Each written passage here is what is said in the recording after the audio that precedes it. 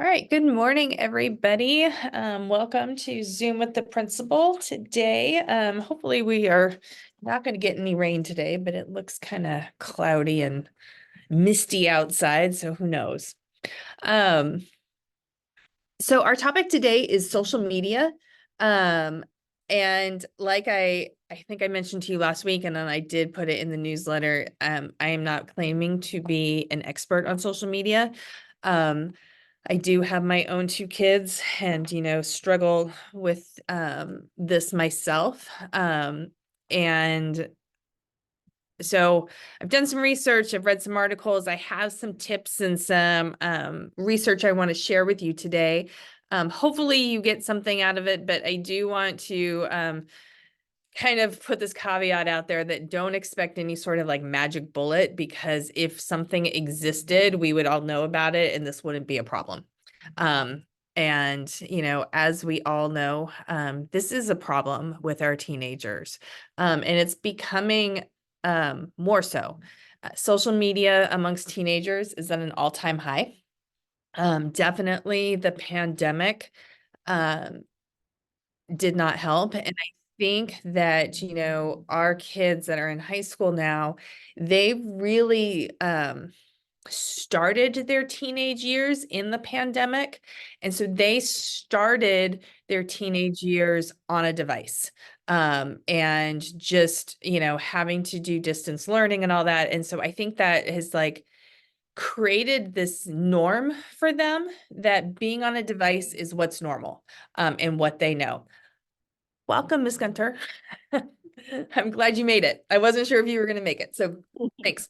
I was just giving a little intro about social media being at an all-time high, and that the pandemic definitely has not helped this. So what my plan is for today, I have some data I want to share with you, and then I have some things that are kind of like where they've done studies and they've said like, all right, these are like 4 areas where social media negatively affects teenagers. Yvonne, I'm hoping that like when I like say something, like you can like with your experience and say what you're seeing here and fill in with that, and that would be great. But I am going to end talking about some positive aspects of social media, because social media is not all bad. My message today is not going to be like, oh no, this is terrible, keep your kids off of social media. And then finally, I'll finish up today, and I do have some tips. Okay, so here we go. So some data. Social media is one of those things that like, what is the newest? Sorry, my bangs are driving me crazy today. They're like a little bit too long from them, and I'm like, I got scissors.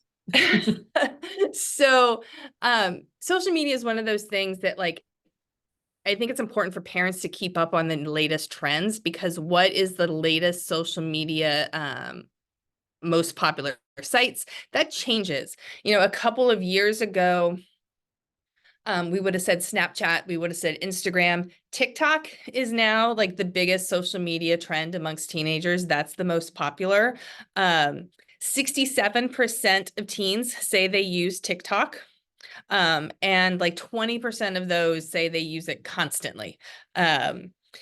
What's interesting about this, and I came across this article, is from the Pew Research Center. They did a study on teens and social media and like what is the trends with this. And so there's a difference between boys and girls and the different sites that they go to. And I found this fascinating because I was thinking about my own son who's 14, and I would have told you like yesterday before I read this article, he's not on social media. But the site that is most popular with teen boys is YouTube. And my son is on YouTube all the time, but I don't really in my mind think of YouTube as a social media site. I don't know why. I just don't associate it that way. And so this morning I asked Nathan, I'm like, so, because I was asking him about social media, and he's like, oh, I don't care about it. And I'm like, but yeah, but you're on YouTube. And he's like, yeah, but I don't have a YouTube account. I just watch the videos. I don't interact and comment on them. And I'm like, oh, okay. Apparently that's like a That's thing. differentiation. That's different. Interesting. In his mind at least. So anyway, Yes, Sean, thank you. It's just like TikTok. I think exactly like this types of thing that you can find on TikTok, you can find on YouTube. Um, so teen boys are most likely to be on YouTube, Twitch, and Reddit. Twitch is a social media site for video gaming. I've never been on it, but I do know that's what it is. Teen girls are more likely to use TikTok, Instagram, and Snapchat. So I just thought that was kind of, interesting, like of like what's popular amongst the boys and the girls. So teens are using these a lot. They're on it a lot. When teens are asked, do they think this is a problem? 55% say they spend just about the right amount of time on social media. So they're saying that like, yeah, it's good. Like, yeah, I'm on it, but I spend what in their mind is a normal amount of time, that it's not interfering in their lives. About half of the teens say it would be difficult for them to give it up. Whereas the other half think it'd be easy to give it up. So I think that that's kind of an interesting, like, and where they like how like self-aware they are and being able to gauge this. Teen girls are more likely than teen boys to say that it would be difficult to give it up. So teen girls, I think this is indicating that teen girls are a little bit more attached to social media than the boys are. One thing, and like I mentioned when I started, that this is a rapidly changing world. Thing that's a big difference now versus even like 5 years ago is the vast majority of teens have access to digital devices. Most teens do have a smartphone, but even if they don't have a smartphone, their schools provide them with a Chromebook like we do. So they have access to devices that it allows them to get on social media. So I just wanted to like kind of start with that data, kind of like paint the scene of where we are, like, across the country with teens and social media. What makes social media different for teens as opposed to adults, because I know I'm on social media. I think probably most of us have a social media account and we are ourselves familiar with it. What makes it different for teens is their brains are still developing.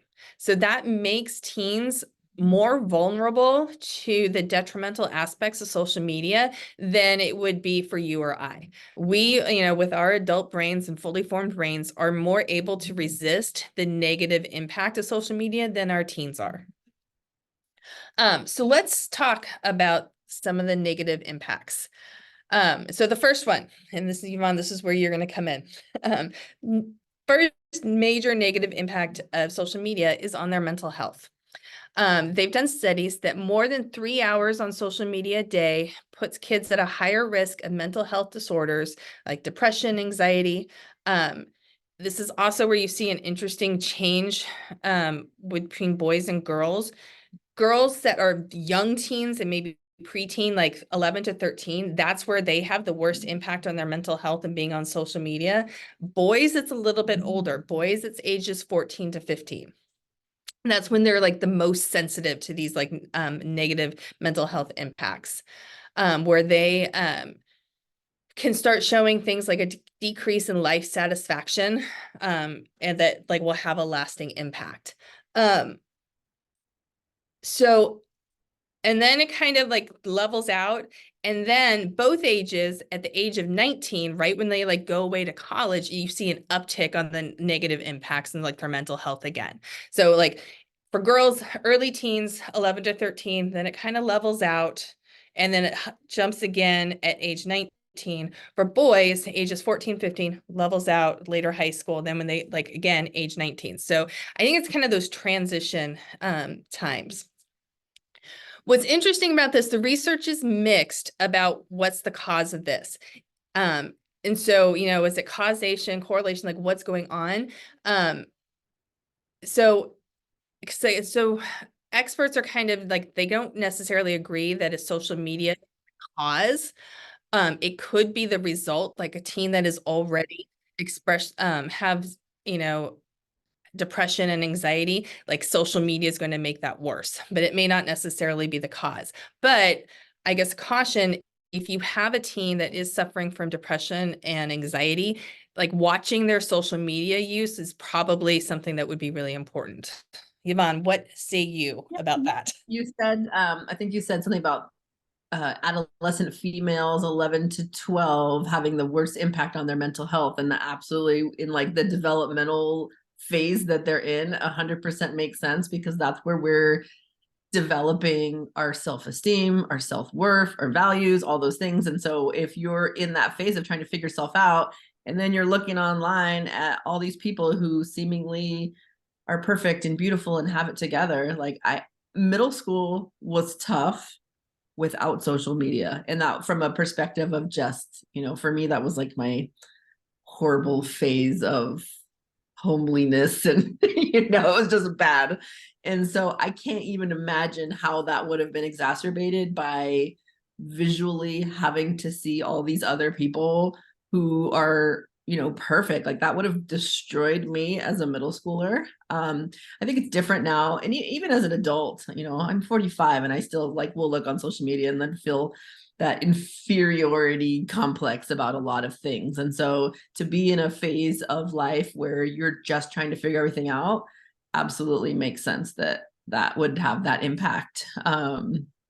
It breaks my heart, actually. I have a lot of teenage girls, especially like my freshman and sophomore, who really, really struggle with self-esteem in a way that I don't remember seeing when I was that age. And I think that absolutely has a lot to do with it. I think,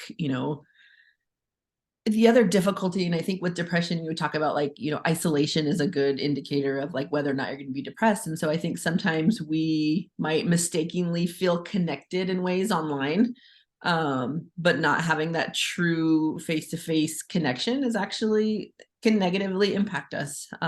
So people will feel like they're hundreds of friends online, but actually feel even more lonely than they would have if they were interacting with somebody in person. So I know that factors into it as well. I don't know so much for boys. I think a lot of the students that I see that are, young males, a lot of the mental health stuff I see is coming from relationships. And so I don't know how much of that is impacted by social media. One of the things I know is that when I was in high school, and I had a breakup with somebody who I didn't go to school with, I didn't have to see them with their next partner. That's like huge. Like there's no break. There's no cooling off period. There's no timeout from interacting with people, because you can, I was just talking to a student right before this started, and she's like, Ms. Gunter, it's totally normal that you stalk somebody's Instagram to see what they're doing, even if you don't care about them anymore. It's just what we do. And I'm like, absolutely. So you never have that closure because it's always available to you. I've been guilty of looking up some people from my past of like, oh, I wonder what they're up to. And, I don't know how damaging that could be, especially for a teenager. So. Yeah. Okay. So, well, you touched on what is like the next negative impact that I was going to talk about, and it's body image. And you totally like addressed that. There's a definite correlation between social media use and having a negative body image. And especially for teenagers, because again, that brain development, they do not have a fully developed brain. It's really easy for teens to compare themselves to images of celebrities, even their peers, influencers, and what they may not really realize, or maybe they know, but they're not really like cognitively like making that connection, is those images are edited, and they're edited to, show the person in their best light. When I think all of us are, how many of us would post a terrible picture of themselves on social media? Like my husband once posted, like tagged this picture of me, with like the cat, and it was the most god awful picture. I mean, it was horrible, and I flipped out. I made him take it down. I was like, what is wrong with you, and why would you put that? So we are all like, this is what we do. We are not going to put out on the world something that makes us look terrible. And so you remember developing pictures And then when you developed them and saw how hideous they were, like, what are Oh, you you gonna just do threw them about away, it? right? Like oh no. So, and so like this is something that I think that we can all empathize with. This is not something that ends with the teenage years. I mean, Yvonne, just said that, she compares herself. I mean, we all do.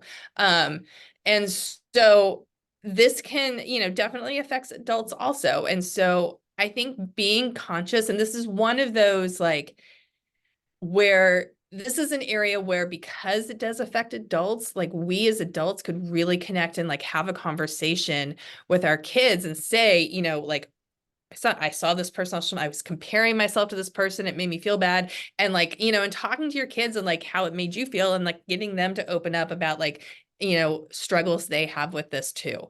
Because it's This is a definitely total out side note. Have there. you seen this trend? This is a total side note, but have you seen this trend where it'll say something like, do you remember the old lady mom on Titanic? She was 41 when she filmed that role. Like, and I see it and I'm like, okay, 45. And I'm like, it's freaking me out a little bit. So it's Yeah. definitely hitting my self-esteem. The one that always Like, kills me, hilarious. because I grew up watching the Brady Bunch. Like I would come from home from school every day and watch the Brady Bunch. And Alice, the housekeeper in the Brady Bunch, was 45 years old. And No, she was 65. no, she was, I swear to God, she was 45 years old. And that's the one that I'm like, but No, then you you're like think lying. about You're like, lying. You're lying. I know, I promise you. But then like you also look, because again on social media, but I see all these people like, yeah, but if you put anybody in an old lady haircut style like that, they're all gonna look old. And so Like the Golden Girls, all the things. yeah. Okay, so our next area where we could have negative impact with social media is peer pressure. Now, peer pressure, of course, is not new. Peer pressure has always been around. That's when we were all in school, there was peer pressure. It's now worse because teens are now interacting with way more people online than they're exposed to in real life. So they're not just like having peer pressure with like the kid that's next to them in class. They're having peer pressure from this teen that's like across the country. And so, and all of that. So their world is a lot bigger. And things like with social media, and like being concerned about how many likes they get on photos, and like having like their photos. My daughter will be like, Mom, I posted a picture on Instagram, make sure you go and like it. And like and so like things like that. And like they've done studies with like your brain activity is greater when looking at photos with a large number of likes. And like that, it's like this is it's interesting because like sociologists have studied this. It's like a new like a social cues, and like, oh, this has a large number of likes, so I should like that myself. And like, kind of like that peer pressure of like following on, like, oh, this is something that everybody likes. And so like, and like different trends and things like that. Like right now, the Stanley Cups that everybody like remember over Christmas break, and they were all talking about like Russian. Look at Yvonne, how many do you have? And so that is something that's a perfect example of like peer pressure and trends and like things that social media totally drive, right? Like, it's a cup. Why did I spend $40 on it times 4? I don't know. I don't know either. That's and so though believe me, there's things that I don't have a Stanley Cup. That's not something that I would like be into, but I own a Peloton. So you know, we all are susceptible to this sort of thing. And then the final one that I want to talk about that's a negative is cyberbullying. Social media and what it's done is it's helped to deprioritize communicating in person. And so what it's done is it's made and this is not just our teens. I think this is actually society in general. I'm gonna get on my soapbox and talk about, how society is falling apart. But social media has allowed people to make comments to a stranger and be very, very mean and negative in a way that you would never be to somebody's face. And so people post things on social media that they would never in a million years actually say to that person's face. And like, it's kind of hiding behind your screen. So the Pew Research, where I was finding all this data, said that around 60% of teens in the United States have experienced cyberbullying in one way or the other. And this, of course, may be tied to the increase in anxiety, depression, substance abuse, suicidal ideation that we see amongst our teens. That this, this is my personal opinion, but I think that this is the area where I definitely see like a correlation between the negatives of social media and what's happening with our mental health with our teenagers. And so I think it's really important when we are talking to our teenagers about this and how they interact with people on social media. And I think it's actually important for us to model this as well. That just have a rule that you're not going to post anything on social media that you wouldn't say to somebody's face. If that person was standing right in front of you, would you say it to them? And if the answer is no, then don't post it on social media. And I think that me back on my soapbox, I think this should be true for all of society and like every single one of us, and just have that rule. And I think that things could be a lot better. What do you see with cyberbullying, Yvonne?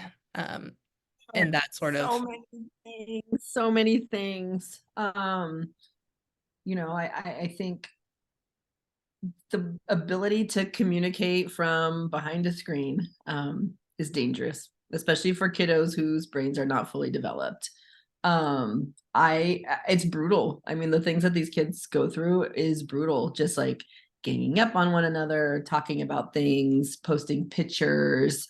I've had students where somebody takes an unflattering photo of them and posts it with comments. And I mean, like you said, if the kiddos would not say things or not post things that they wouldn't say, I think it would save a lot of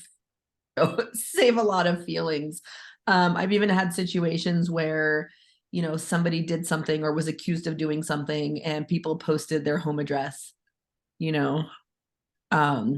to like terrorize them, things like that. And so just having that much accessibility, I think, is really dangerous. And so the more we can kind of front load the kiddos with like what not to do, but it's like, when you're a teenager, it's like nobody can tell you what to do. You kind of have to live that experience. And so we can say it all the time and warn kiddos. And, I always tell my kids, like, anything you type, post, text, imagine that mom and dad see it or it's in court. Like, Yeah. how would you do things differently? I think this is one area where it's very difficult to, counsel our teams on their behavior when they see adults acting like this. And so we want we want to model good behavior, and then talk to your kids about it. If you see something on your own social media where somebody is like, being super mean and like negative, like point it out to your teen, like, God, that's terrible. I don't like this at all. And one thing that I, have really started doing in my own social media use, I used to be somebody that was on Twitter a lot. Twitter has gotten horrible. I actually haven't been on it in about 6 months. I now, I'm on Threads instead. But what I've started doing when I see somebody acting that way and like being like a negative troll, I just block them. I just like, you know what? No, I don't want that in my life. And I think that that's a good, like, just shut that out. Like, don't let that negativity and that ugliness, like, be part of your life. And like teaching our kids, you can shut that out. Like, you don't need that. So, okay, we've talked a lot of negative. Let's talk some positive, because there is positives about social media. What social media can do is it can provide a sense of social connectivity. It can provide a sense of belonging. It can be really instrumental in emotional expression and identity development. This is very true for teens that may feel isolated. We are very lucky where we live. We live in a very progressive area that's very inclusive. There are parts of our country that are not that way. And so if you like an LGBT plus teen in a very conservative part of the country, social media may be the only way that they are like connecting with people that are like them. Teens that have illnesses where they can't, get out of the house and be social in person. This provides social connectivity. Kids that are very shy and really have a Yeah. hard time talking, in person and connecting in person, social media can provide that social connectivity. There definitely are some positives with it. And so, like, I don't want, like, I'm never going to say, like, don't have social media, because I do think that it does provide some positives. And the reality is, it's part of our lives now. It is part of our lives. And so looking at what is good about social media and how can we grow that, I think is an important thing to do. What do you think, Yvonne? Yeah, I definitely think that connectivity, I mean, during COVID, it was a lifesaver for my kids, for myself even. And I have two sons who like to hang out with friends, and I have one that likes to stay home and play video games, but has the headset on and is talking to his friends constantly. And, I would kind of try to deter that at first, but it really is kind of a social outlet for him. And he is talking to people and they're having fun. And, I think that's a wonderful thing for him. Even through that, my youngest has had a couple of outings, which he never really had before. And so I think just being comfortable with his friends in that environment with the video games and the talking on the headsets, I think is amazing. I think staying in touch with people is amazing. I always had this worry about one of my boys of like, he didn't maintain friendships for a long time because we were moving around quite a bit. And so it was kind of cool for him to be able to maintain those friendships because he was able to connect with people online. So I do think there is some benefits.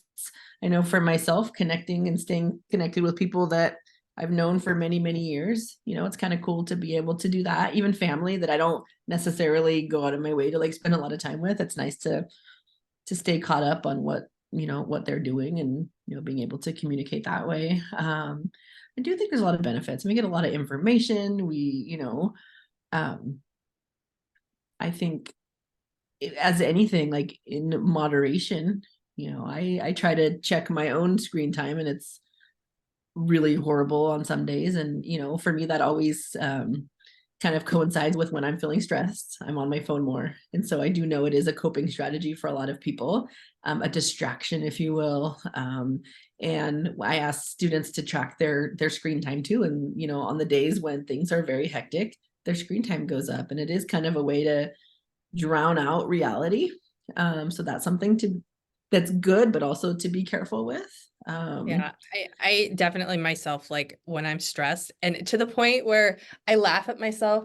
So I'm reading this book right now. It's part of the series. It's like super, you guys, it's super good. Like to the point where I'm like, maybe I could call in sick and finish my book. It's so good. But it's high action, like it's super stressful at points. And so I literally, like just the other night, caught myself, it was super stressful, like part of the book, and I threw the book down and picked up my phone. And I'm like, wow, that is, look at what I just did.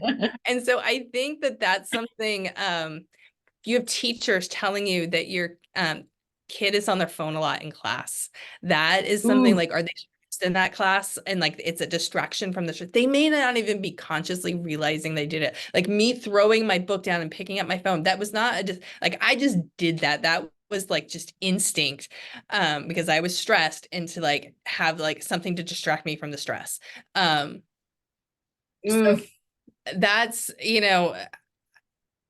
so if like that's something you talk to your kid about, like if you are hearing they're on their phone all the time, are they stressed? Like what's happening? Like, is that class like making them anxious? Maybe that class is like, it's their most difficult class, and like it's like hard for them. And so That can, I was in the staff lounge and Troy Brown, he's like, you should probably pop by during fifth period and just see what's going on. And I'm like, is my kid on his phone? He's like, I'm not a snitch, but you should just come by. I'm like, oh, he must be on his phone.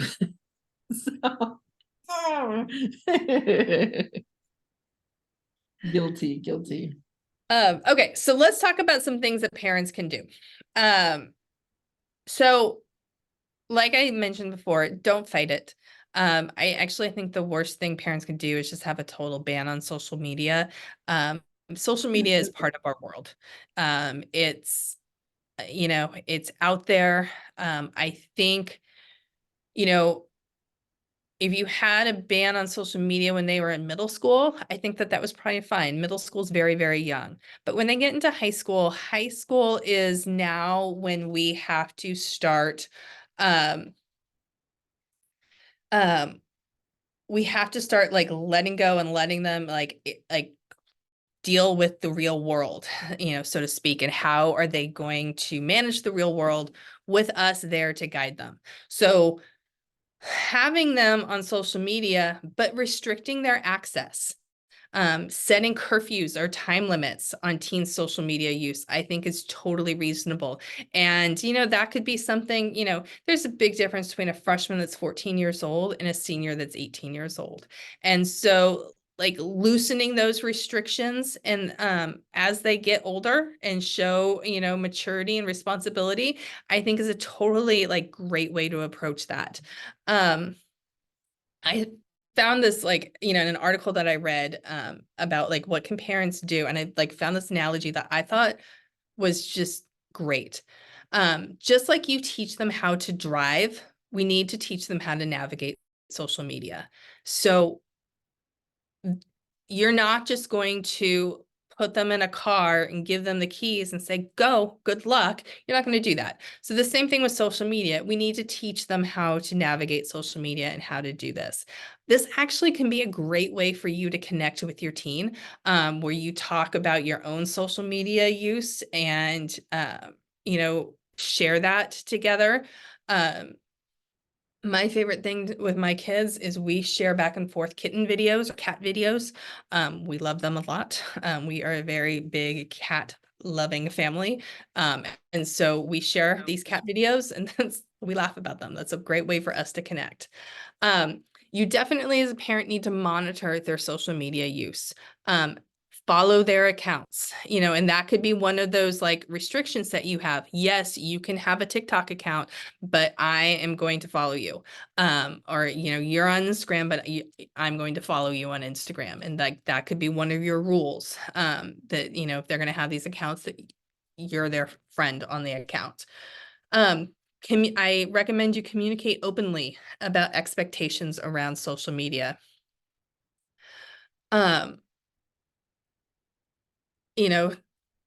So like, how do you expect them to behave on social media? What do you expect them to do? I think that having that rule of, if you're not going to say this to somebody in person, don't say that on social media. Talk about the impact of cyberbullying. Teach them to never say something online that they wouldn't say in person. And I think that that's important, even if you would never imagine your kid is a cyberbully, assume that they are. In my experience of dealing with this and the impact of cyberbullying, I think in our mind, we imagine a bully as kind of this like big thug, like big thuggy guy that's gonna like, steal somebody's lunch money, right? Like in a cartoon type situation. Oftentimes, cyberbullying can come from your most mild-mannered, on the surface, sweet kid, but then is doing just kind of like really saying vicious things online. And again, hiding behind that screen. I think I've had a lot of like tough parenting moments, but I think the toughest one, and I won't even name which child, was getting a phone call from my son's school that he was essentially getting the whole class to terrorize somebody. And he's like the sweetest kid. I would never imagine.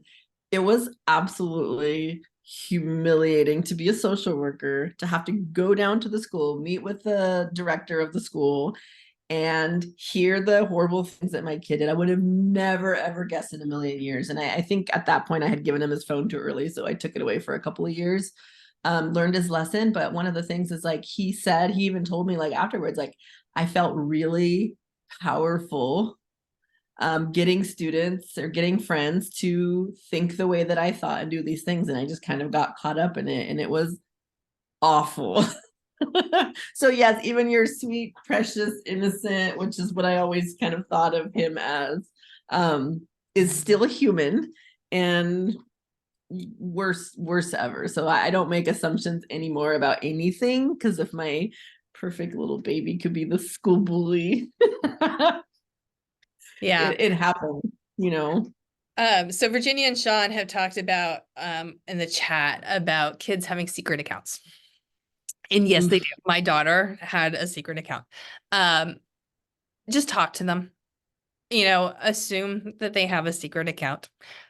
Talk to them about why would they want a secret account? What sort of things would they post on it? And you could just make it a very hypothetical. If you had a secret account, like why would that be? And what would you be doing there? I think this is one area, just talk to your kids and try, like we always caution, like try to keep judgment out. Just be judgment free and just kind of like, and you could just like talk in like hypotheticals, like your friend has this child and you heard that they did this and why would they do this, and talking about hypotheticals, but you're still like, as the parent, you're planting those seeds and like planting those nuggets for them to like have them like step back and think about what they're doing. Model your best practices in your own social media use. Like, are you comparing yourself to Instagram models? Look at that and like think about like, okay, what am I modeling for my kids? Are you the internet social media troll? Give, like, honestly, like, like have a little moment of self-reflection. I had to like so this morning my son was like, well, I don't have a YouTube account, I'm not commenting. And my husband walked by, he's like, yeah, me neither. I'm just like observing. I'm never trying. And I was like, oh, you've got to be kidding me. You post on social media all the time, because I always am like, there he is again, posting on some random person's account and like making comments. When you like, so I can always count on him for a comment on my social media. always. So I'm like, have a moment of self-reflection about our own social media and like, what person are we personally on social media? And, are we representing our best selves? Virginia, you have your hand up. Yeah, I kind of try to use like reverse psychology, because that's how I find I'm like, well, you're my friend on social media, but I never see you post. Like, that's a little weird. And they'll be like, oh, well, I just repost, or I just do. And I'm like, no, you must have another account, because, all you guys are posting a bunch. So what I try to do is I'll try to get them comfortable with me, and I'll share videos with them, just like random cooking videos, or like, one is all into his girlfriend, so they'll be cute little crafts, I'll be like, oh, this is cute, to kind of change their mindset on what I'm sending them, like cooking or being creative, or just trying to, or I'll make sure I post when I'm going somewhere doing something. And I know my oldest will always call me, Mom, you guys are there. And I'm like, oh yeah, you seen it on social media, to try to get them to be more comfortable and know. But we have had multiple experiences. When he's a senior now, but in middle school, he was bullied a lot. And he was invited to a friend's birthday party, which it wasn't really good intentions, and they ended up tying him up and posting it on social media. And so that was our first experience of this cyberbullying. And then more recently, when we have problems with other people, he's like, Mom, this person keeps spamming me, they keep requesting me, they make fake accounts. So that's another thing you have to deal with when harassment, on social media, and you can't really stop it, especially if others are creating new accounts or something like that just to harass you. So thankfully, we've had some sort of experiences, so I can kind of like communicate with him, like, look at this is not okay. Don't you know how it, make sure you're watch what, like, I constantly watch what you post. Don't post too much. You never want people to know what you're up to, where you're at, where they can find you, like all that stuff. But I know a lot of times, you want to post that you're hanging out with your friends, that you're, at this place or that place. But I always just tell them, like, you have to be kind of uh just careful, don't give out too much information, because So you don't one know if there's somebody out there who may want to get you and know where you're at, kind of deal. one piece of advice that goes along with what you just said, Virginia, that I just read the other day that I actually thought was great, is to post after the fact. Like, post after you got home. Like, yeah, you had this really fun thing and you went and did this and you want to post and you were friends and everything. It was really great. Post after. So you're not like sharing your current location. That's just like safety 101. Especially when we, like, our kids are going off to college, and just kind of that, like, being mindful of like safety and security. Like, yeah, okay, you can post, but post after. Like, and be careful, like, are you posting like where you live, and like just like like being this like careful about that. And so that's where Or that the whole family's on vacation and the house is vacant. right, like I tend to like that's something that I do. I go on vacation and I will try to post after. Like, I will post my pictures of my vacation exactly like after we get home. And I think that when I talk about like teaching our kids how to navigate social media, that's what I'm talking about. Like, teaching them that, like, hey, you still have to be aware and you still have to be careful. That you're not, because they're sometimes not nice people out there. And then my final tip is to encourage breaks from social media. This is great for us too. If we find that when we are like when you get your Sunday morning, when you how much time you've been spending on your phone and on social media, when you get those reports from your phone, if it's gone up, that might be time that, like, oh, it's time for a break. And so having a family like social media break, even if it's, hey, we are all going to sit down together for the next 45 minutes and have dinner together, and we're having a social media break, every single one of us, myself included, putting our phone away. And like, if you've got to put your phone like on a bowl, like in the other room or something like that, like, hey, we're all doing this and we're just going to have a short break. One thing my family, like, we like to go camping. My husband and I like to go. My daughter likes to go too. My son, because again, he can't have his devices. He's not he's not at that point yet that he sees it as a good thing. I'm hoping he'll get there. But like, having like going camping where your phone isn't going to work and just having that break is an excellent thing.